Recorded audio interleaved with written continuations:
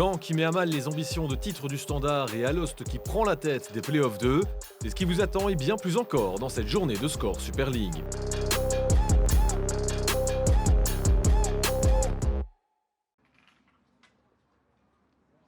Après avoir perdu son dernier match de la phase classique, les filles du Standard savaient qu'elles ne pouvaient pas rater leur entrée dans ces Playoffs 1 en se déplaçant à Gand. Les Rouges sont donc sous pression puisque si elles veulent espérer le titre, elles doivent réaliser le sans faute. Les Buffalo avaient senti à Liège qu'elles pouvaient être plus efficaces que leur adversaire et que viser la deuxième place du classement était tout sauf utopique.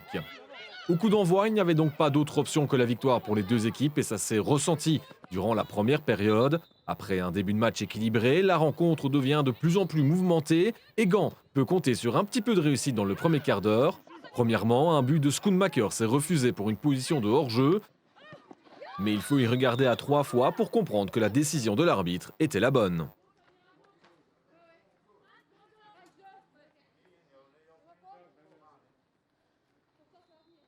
Un peu plus tard, c'est la tête de Jacques sur coup franc qui vient mourir sur le poteau.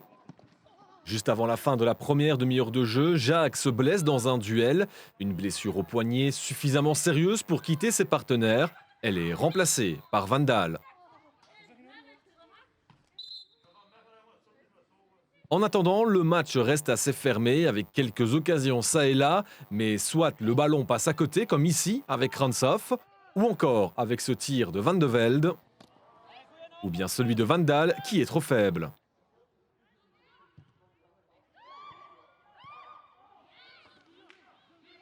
Et sur ce coup franc, Van Mechelen ne parvient pas à surprendre Évrard. Le score est donc logiquement de 0-0 à la pause. We hadden dat wel al verwacht na de wedstrijd Ginder dat het extra intensief ging zijn. Zij beseften ook wel, ja, als ze nog kans hadden op de titel, dat ze hier moesten komen winnen. Dus we konden ons verwachten aan een slijtageslag bij manier van spreken. En ja, dan moet je proberen van daar mentaal klaar voor te zijn. En ik ben zeker fier op de ploeg dat ze tot de laatste seconde blijven vechten zijn. Si la première mi-temps avait de quoi nous laisser sur notre faim, la deuxième période sera par contre conforme aux attentes. Il faut attendre 10 minutes à peine pour voir un excellent centre de Van Britsom repris par Van Weinsberg pour faire 1-0. Le Standard est en difficulté. Et moins de 5 minutes plus tard, Lichtfus manque de se faire piéger par le centre de Van de Velde. Les Rouges ont frôlé la correctionnelle. À l'heure de jeu, le ballon rebondit sur le bras de Delacour dans le grand rectangle gantois, mais l'arbitre n'a rien signalé.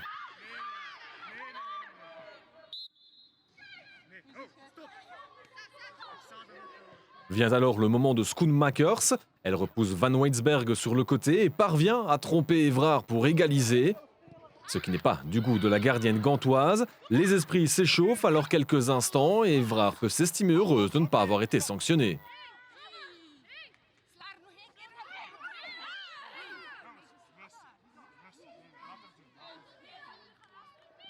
L'égalisation remet pleinement le Standard dans le match. Les Liégeoises ont la possibilité de prendre l'avantage, mais le tir de Janssens, meilleure joueuse du mois de mars, est capté. Et la meilleure occasion du match est pour Sanne Schoonmakers qui a tout simplement oublié de terminer l'action. Le 1-2 était tout proche. Le Standard va ensuite commettre une erreur un peu plus tard lorsque Lichtfus ne parvient pas à dégager sur Nelissen et commet ensuite la faute sur Lonen. L'arbitre Bourdauduit indique le point de pénalty. Un pénalty que Lopke Lonen va elle-même convertir parfaitement. Son 10e but personnel cette saison permet à Gand de reprendre l'avantage. C'est 2-1. Gezonde ambities zijn er zeker. Maar om zo hoog mogelijk te kunnen eindigen moeten we wel iedere wedstrijd winnen. Dus dan is het belangrijk dat we gewoon de focus houden op de eerstvolgende wedstrijd. Want meer kunnen we niet doen. Dans une dernière offensive, le Standard tente tant bien que mal d'égaliser, mais le tir de Gelders n'est pas dangereux. Et le coup franc de Van Mechelen à la 88e minute ne pose pas de problème à Évrard. Ja, we zijn gewoon niet efficiënt genoeg en dat is heel jammer, want we brengen wel mooie voetbal en we proberen te voetballen. En dan dat we niet beloond worden, vind ik wel heel jammer. L'exclusion de Van Belle après avoir reçu un deuxième carton jaune arrive trop tard pour influencer le score final. Gand s'impose face au Standard pour la deuxième semaine d'affilée et peut viser la deuxième place tout en déroulant le tapis rouge pour Anderlecht. Ik denk dat vooral dat we echt geknokt hebben als team. Ik denk als we niet alle 11 en ook degenen die erin zijn gekomen niet alles gegeven hadden, dan hadden we misschien aan het kortste eind getrokken. Maar we hebben het was echt een teamprestatie en ik denk dat we dat moeten meenemen na de interlandbreak om dit elan verder te gaan in de play-offs. Je pense qu'à un moment aussi on est lésés, mais aussi bon, il faut rester réaliste avant de regarder tout ça. Il y a aussi nous-mêmes, on doit marquer nos occasions. Je crois qu'au deuxième mi-temps, on a encore 3 ou 4 occasions nettes. Il y a Eline, il y a Aster, il y a Sana qu'on a une toute nette, il y a Aster, il y a Noémie, il y a Davinia. Je pense que ça fait beaucoup. À un moment aussi, on doit s'en prendre à nous-mêmes.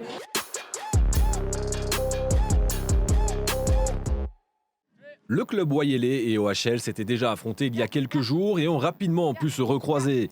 Audeverley Louvain a remporté les 2 matchs déjà joués cette saison et espère poursuivre sur cette lancée. Après 7 minutes, première possibilité pour OHL sur un corner servi par Van Zer. Cator est à la réception devant le but et sert Sarikes, totalement isolé, mais la tête est passée au-dessus. Nouveau corner pour les louvanistes avec encore Van Zer. C'est cette fois De Treuer qui reprend de la tête, mais elle non plus ne parvient pas à cadrer. Van Zer est omniprésente et distribue sans cesse. Elle sert ici Janssens qui travaille bien derrière, mais son tir passe un peu trop haut. Les difficultés des dernières semaines du club Wayélé sont encore bien présentes, mais les Brugeoises rentrent dans leur match après 30 minutes de jeu. Marie Minart est à la base de l'action et parvient à trouver De Kort, mais son tir passe loin du but et le score reste 0-0 à la pause. En deuxième mi-temps, OHL surgit après 55 minutes de jeu. Janssens a un boulevard de libre sur sa droite et a tout le temps d'adresser un bon centre pour De Treuer qui parvient cette fois à cadrer. C'est 0-1 et le 4e but de la saison de De Treuer.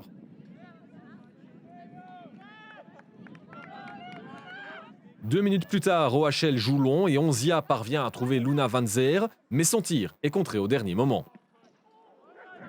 Le club Wayélé parvient ensuite à réagir. Sur un centre de Marie Minart, Van Ack parvient à reprendre une première fois, mais le ballon traîne et le tir derrière est trop faible. Quelques instants plus tard, la combinaison éprouvée entre Minart et Van Ack met le club dans de bonnes dispositions. Minart tente sa chance dans un angle compliqué, mais ça passe complètement à côté. À la 76e minute de jeu, OHL se montre de nouveau dangereux avec l'inévitable Luna Van Zer à la base de l'attaque. De Treuer est en position de tirer, mais ça passe au-dessus. OHL continue d'insister pour se mettre définitivement à l'abri. Mertens se sert parfaitement Cator qui fait tout ce qu'elle a à faire, mais son envoi est repoussé par la barre. C'était bien joué de la part de Cator. Peu de temps après, OHL obtient un corner et Van Zer tente directement sa chance au but, mais le ballon est repoussé par le poteau. Sur le corner suivant, OHL est à nouveau dangereux. C'est cette fois Anna Eurlings qui tente sa chance, mais Gerhardt empêche le 0-2. Et le dernier mot revient encore une fois aux visiteurs. Monté au jeu, Scravers amène le ballon devant le but.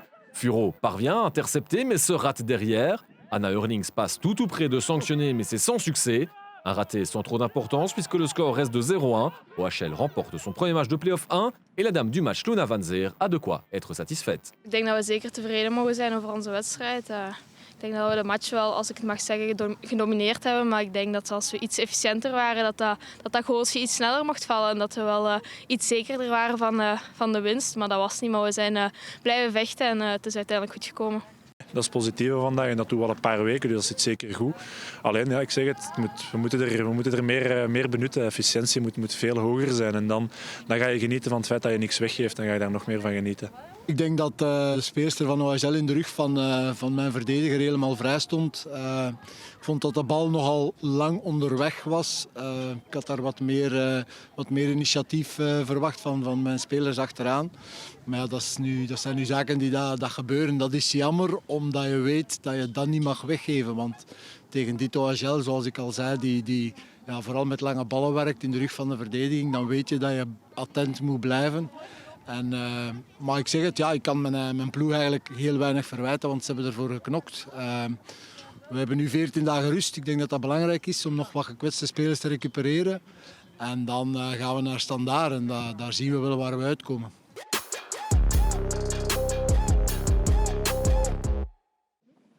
L'Eindracht Alost débutait sa campagne en Play-off 2 en recevant le White Star Woluwe. Une équipe qui n'est pas seulement la meilleure des nouvelles venues, elle vient probablement de signer le plus gros exploit de la saison en s'imposant face à Anderlecht le week-end dernier.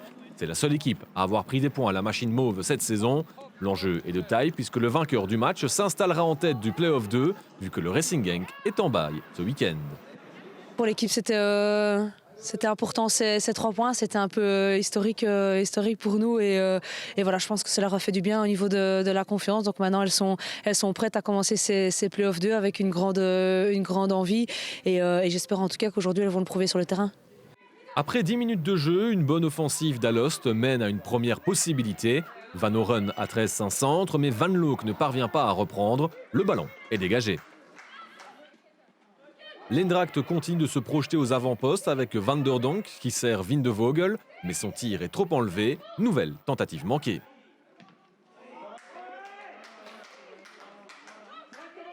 Après 23 minutes de beau football mais sans véritable occasion, la pièce tombe du bon côté pour Alost.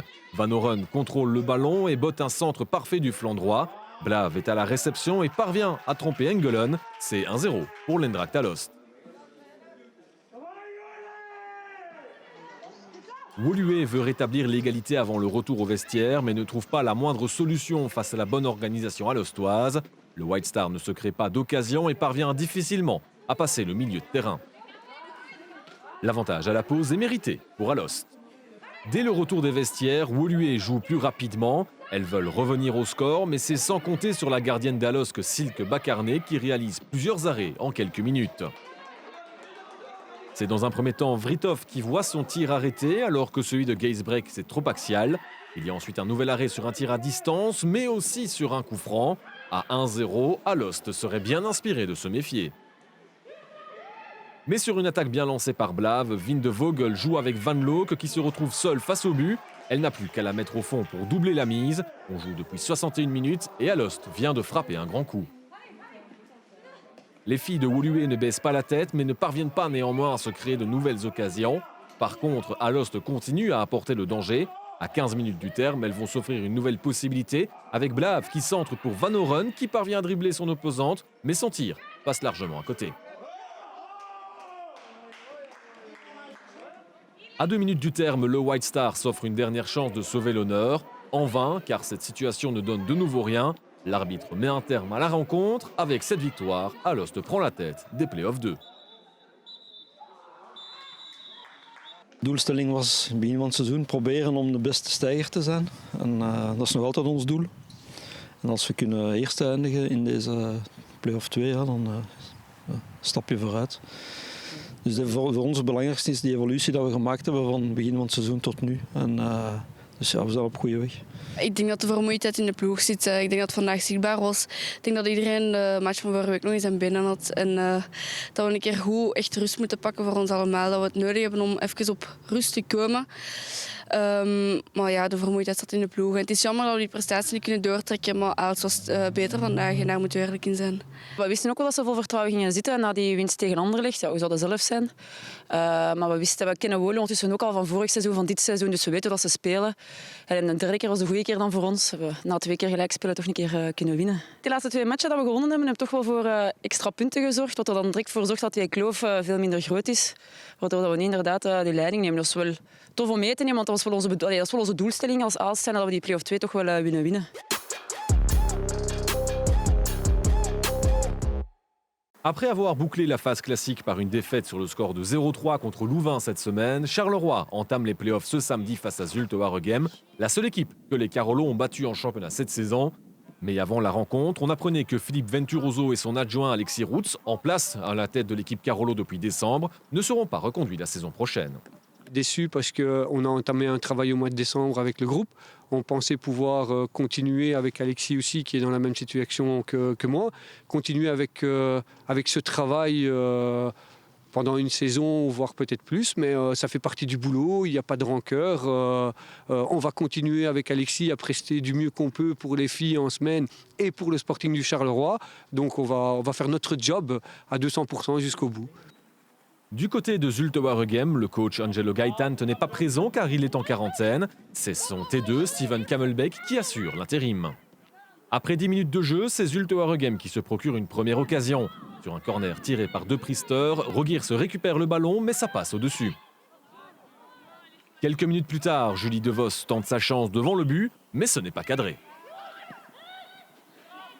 Et puis Charleroi réagit, mais le tir d'Estelle Decely n'est pas assez puissant. C'est directement dans les bras de Meerschaert. Les Carolo tentent une offensive. Bien servie par Meevets, Duterme remonte le terrain. Elle centre en direction de Decely, mais la joueuse ne parvient pas à reprendre le ballon.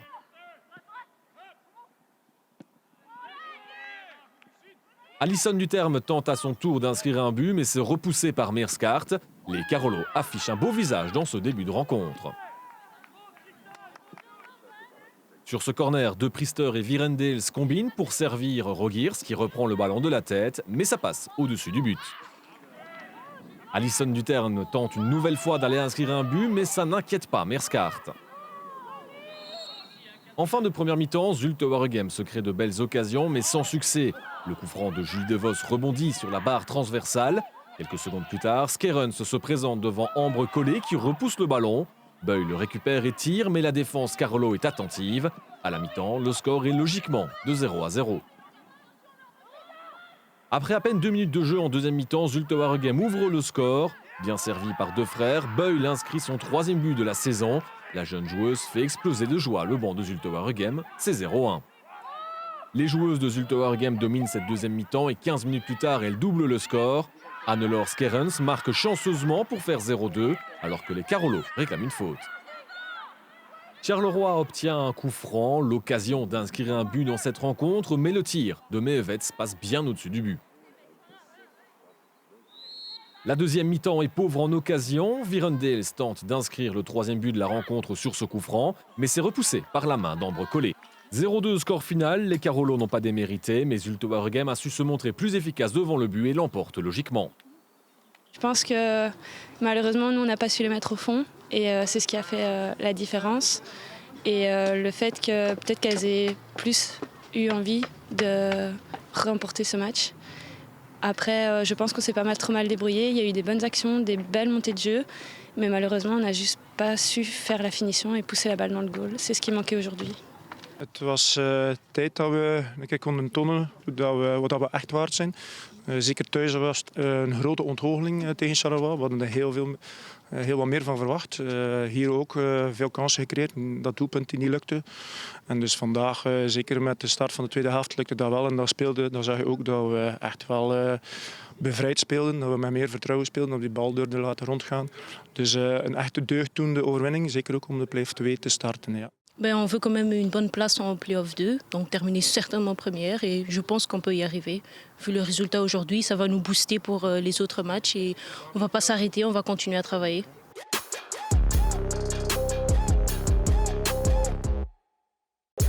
Voici donc les résultats de cette première journée de play-off, avec notamment les victoires de Gand et d'Alost. Anderlecht et Genk étaient en bail ce week-end. Au classement, Gand et OHL se rapprochent du Standard en play-off 1 alors que le club Wayelé est distancé. En play-off 2, Alost et Zulte Waregem passent devant Genk. La prochaine journée aura lieu dans 2 semaines. Cette fois, Gand et Alost seront en bail. À dans 15 jours pour un nouveau numéro de Super League Highlights.